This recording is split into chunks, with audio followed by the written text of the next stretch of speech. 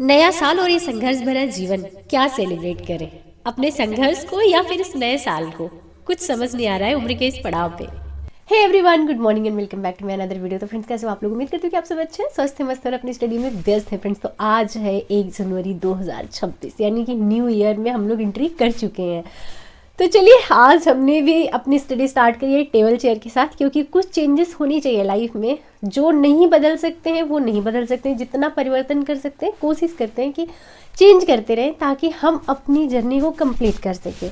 और साथ ही साथ बहुत लंबे टाइम से ये जर्नी चलती चली आ रही है, तो बस पूरा प्रयास रहेगा कि 2026 में इस जर्नी को कंप्लीट कर लिया जाए।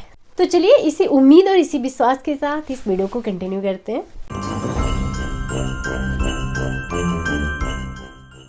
जो लोग हमारे साथ नए जुड़ रहे हैं उनके लिए एक छोटा सा इंट्रो कि मैं यूपीपीएससी और टीचिंग एस्पिरेंट हूँ। तो चलिए भाई, उबलती चाय के साथ दिन की शुरुआत करते हैं। और अभी मौसम इतना ज़्यादा ठंडा हो रखा है ना कि बाहर निकलने का बिल्कुल भी दिल नहीं कर रहा था। तो मैंने सोचा कि क्यों ना मॉर्निंग वाली स्टडी बिस्तर में ही बैठ के कंप्लीट कर ली जाए। तो करंट अफेयर्स में कंप्लीट कर चुकी हूँ। करंट अफेयर्स के बाद में कंप्यूटर, भाई मुझे बहुत परेशान कर रखा है, बहुत ज़्यादा।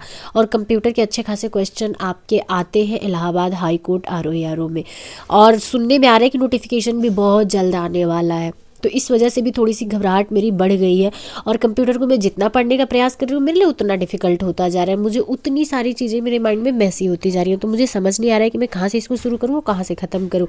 फिर भी प्रयास जारी है, तो सफलता तो ज़रूर मिलेगी। आप सभी को नववर्ष की बहुत बहुत शुभकामनाएं। ईश्वर करे कि हम सबके जीवन में जो संघर्ष का दौर चल रहा है, इस पे जल्द ही विराम लगे और जल्द ही हम लोग अपनी अपनी मंजिल को पाए। तो अभी सुबह के 11 बज चुके हैं। तो चलिए सफाई अभियान पे लग जाते हैं, क्योंकि बहुत दिनों से टेबल मैसी पड़ा हुआ था, जो कि मुझे बिल्कुल भी अच्छा नहीं लग रहा था।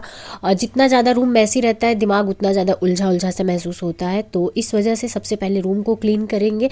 झाड़ू वगैरह तो मैं डेली लगाती हूँ, बट टेबल पे, क्योंकि बिस्तर पे ही बैठ के मैं स्टडी करती थी, तो जितनी बुक्स वगैरह मैं उतारती जाती थी अलमारी से, सब ऐसे टेबल पे फैलाती जाती थी।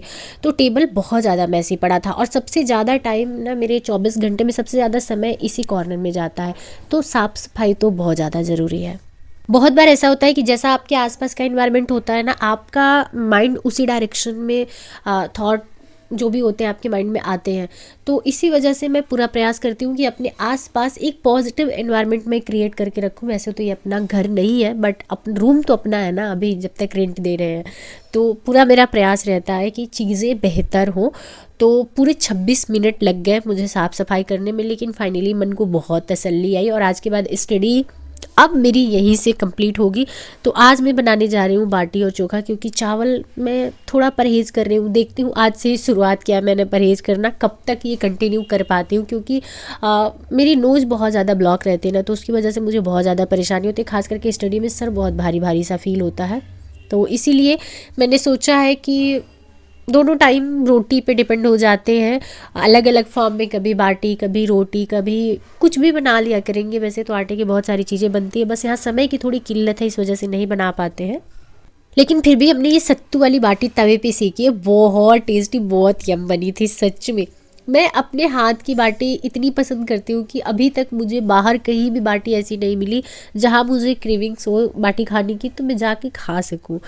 लंच ख़त्म करने के बाद चलते हैं, थोड़ी देर छत पे टहलते हैं, क्योंकि अगर बिस्तर पे जाते हैं तो कम से कम 1.5 घंटे तो निकल जाते हैं। तो इसी वजह से सोना नहीं है, चलते हैं थोड़ी देर छत पे टहल के आते हैं। बाहर कोहरा बहुत ज़्यादा है, ठंडी बहुत ज़्यादा है।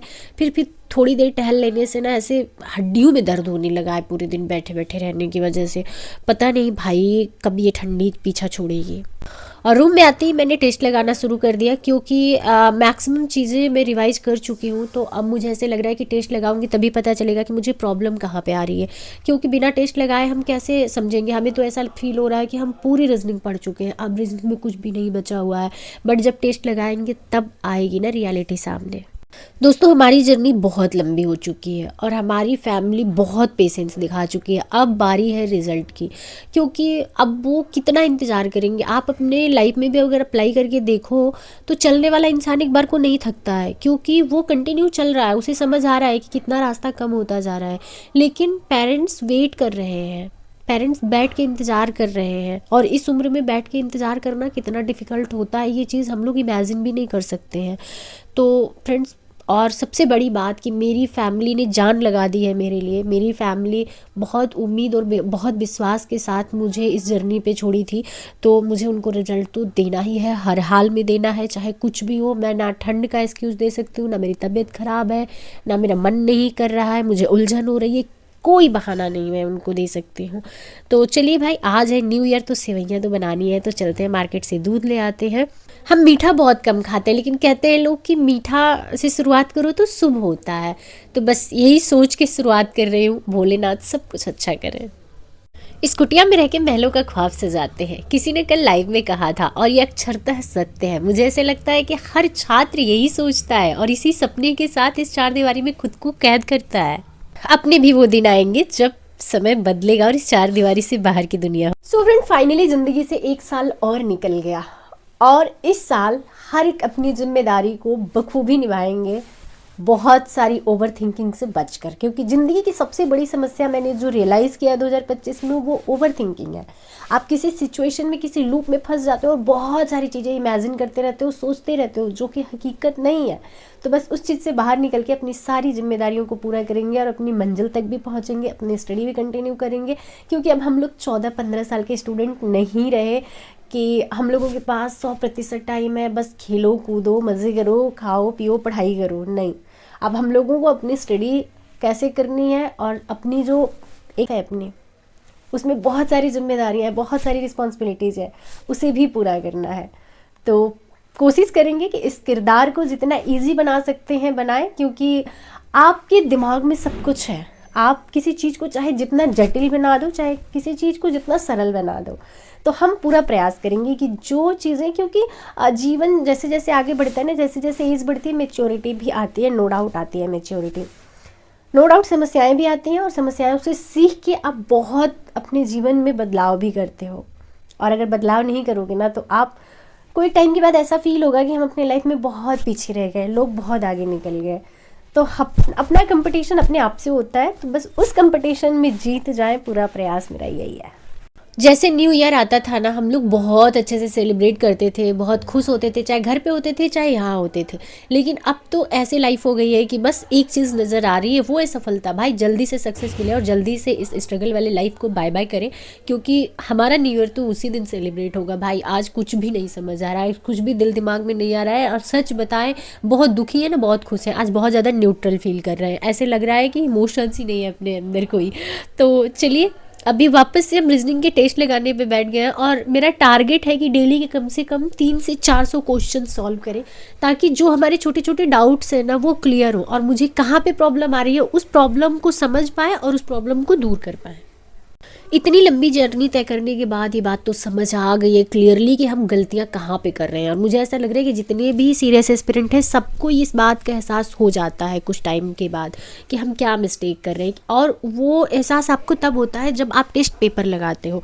अभी मैंने बहुत सारे क्वेश्चन सॉल्व किए, तो मुझे पता चला कि भाई कोडिंग डिकोडिंग में कुछ 1-2 पॉइंट है जहाँ पर मैं फंस रही हूँ, और इस 1-2 पॉइंट के चक्कर में मुझे पूरी वीडियो देखनी पड़ रही है। क्योंकि अभी तक मैंने सिर्फ रवि सर की क्लास देखी है, बट रवि सर की क्लास ना बहुत वो बेसिक से पढ़ाए हैं, तो बहुत लंबा पड़ जाएगा। तो इसी वजह से मैं संदीप सर की क्लास देख रही हूँ, ताकि जल्दी जल्दी मैं कंप्लीट कर सकूँ अपने डाउट को। अभी बना रहे हैं हम सेवइयाँ, तो इस वीडियो को हम करेंगे यहीं पे एंड, क्योंकि इसके आगे वीडियो शूट नहीं कर पाएंगे। मौसम बहुत ज़्यादा ठंडा हो जाता है फ्रेंड्स, जैसी रात ढलती है वैसे ही। तो आज कुछ खास नहीं बना था। आलू मैंने बॉईल करके रखा था पराठा बनाने के लिए, बट वो आलू इतना हार्ड हो गया था, तो मैंने उसकी सब्जी बना ली, रोटी बना ली और सेवइयाँ। तो आज का डिनर हमारा यही था।